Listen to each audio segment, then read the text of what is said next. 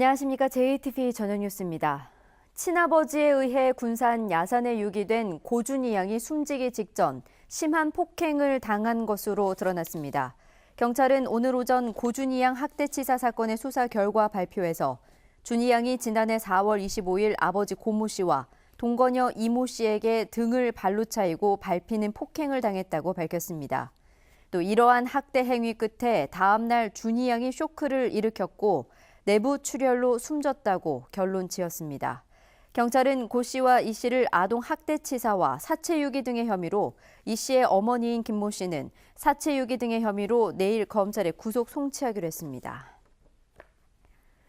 공로 연수를 놓고 갈등을 겪고 있는 김제시 인사 문제가 의회로 번지고 있습니다. 일부 김제시 의원들은 지난해 말 행정지원국장과 공로 연수를 거부하는 의회 사무국장을 맞바꾸는 과정에서 나병문 김제시 의장이 의장단의 동의 없이 단독으로 결정했다며 반발하고 있습니다.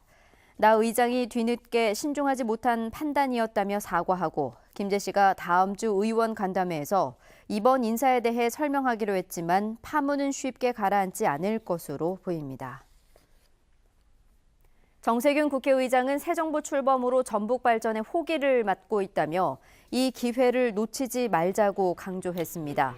정세균 의장은 전북 인재 등용과 국가 예산 확보, 신규 사업 반영 등을 통해 전북이 도약할 수 있는 전기를 맡고 있다며 이같이 말하고 자신도 여전히 전북의 11번째 국회의원이라는 생각을 갖고 있다고 말했습니다. 정 의장은 개헌은 대통령의 집중된 권력을 입법, 행정, 사법, 감사원 등으로 나누고 중앙정부의 권한을 지방으로 나누는 분권이 핵심이라고 재차 강조했습니다. 지난해 말 조성이 끝난 익산 국가식품 클러스터 산업단지 분양률이 32.5%로 집계됐습니다.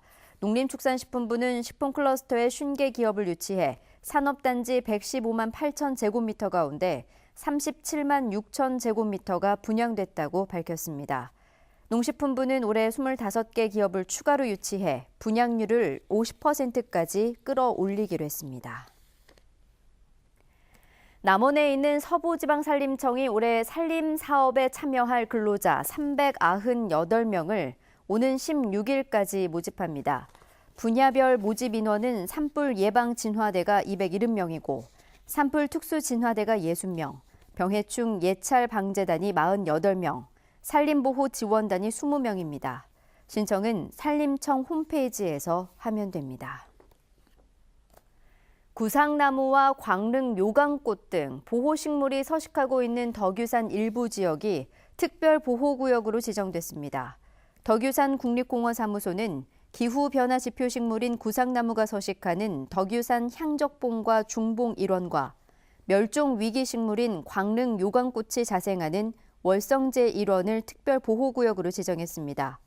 국립공원 특별보호구역에서는 탐방객 출입이 더욱 엄격히 제한됩니다. 전주지법 제2형사부는 같은 학교 여학생을 성폭행한 혐의로 기소된 17살 A군에게 징역 장기 3년, 단기 2년 6개월을 선고하고 성폭력 치료 프로그램 80시간을 이수하라고 명령했습니다. A군은 지난 2015년 12월 전주의 한 학원에서 10대 여학생을 강제로 추행하고 지난해 1월에는 학원 화장실에서 이 여학생을 성폭행한 혐의로 기소됐습니다. 절기상 소환인 오늘 한낮 기온은 영상 1도에서 영상 4도에 머물러 큰 추위는 없었습니다. 주말인 내일은 대체로 맑겠습니다. 아침 최저 기온은 영하 7도에서 영하 1도로 오늘보다 2, 3도가량 낮겠습니다. 한낮 기온은 영상 3도에서 영상 5도로 오늘과 비슷하겠습니다. 휴일인 모레는 낮부터 점차 흐려져 일부 지역에는 늦은 밤 한때 비가 내리겠습니다. 전주기상지청은 당분간 대기가 건조해 산불 등 화재 예방에 주의를 당부했습니다. JTV 8시 뉴스 예고입니다. 경찰은 고준희 양이 친아버지로부터 심한 폭행을 당한 게 사망에 이르게 한 결정적인 원인이라고 결론을 내렸습니다.